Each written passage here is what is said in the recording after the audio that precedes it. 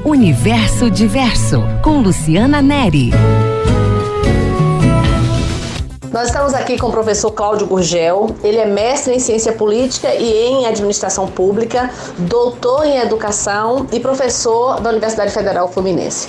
Professor Cláudio, muito obrigada por ter aceito o nosso convite. Existe uma crise no Brasil? Olha, essa pergunta é uma pergunta que tem que ser respondida numa perspectiva de curto prazo e numa perspectiva de longo prazo. No curto prazo, nós temos uma crise na medida em que se criou uma situação de instabilidade política grave, destituindo um governo constitucionalmente eleito, e isso desarticulou, em grande medida, o andamento da economia, causando uma situação a que se pode atribuir o título de crise. Então, a crise política causou a crise econômica. A crise política, ela causa crise econômica.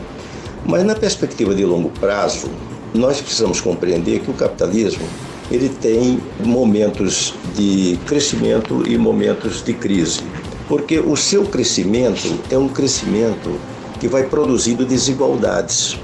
Então ele vai crescendo, vai produzindo muitas riquezas, mas a produtividade que ele vai arrancando dos trabalhadores vai ao mesmo tempo que produzindo uma grande massa de bens e de riqueza, de produtos, vai também diminuindo o número de trabalhadores empregados. Então cria-se uma dissociação entre o crescimento com produtos em grande escala e, ao mesmo tempo, a redução do mercado consumidor. A economia, ela precisa de produção e precisa de circulação. Na medida em que não existe mercado consumidor para aquela grande massa de produtos, cria-se uma crise.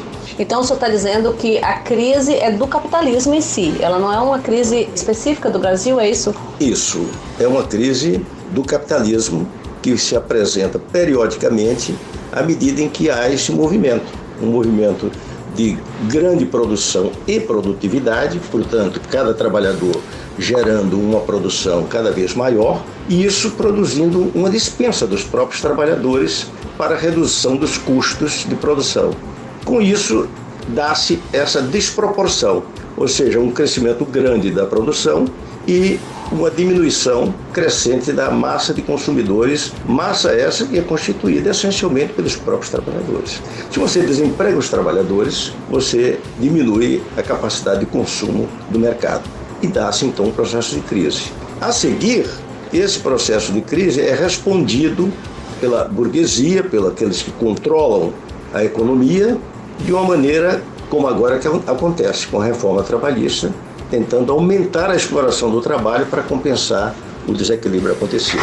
Ok, e amanhã a gente volta falando mais sobre a crise no país.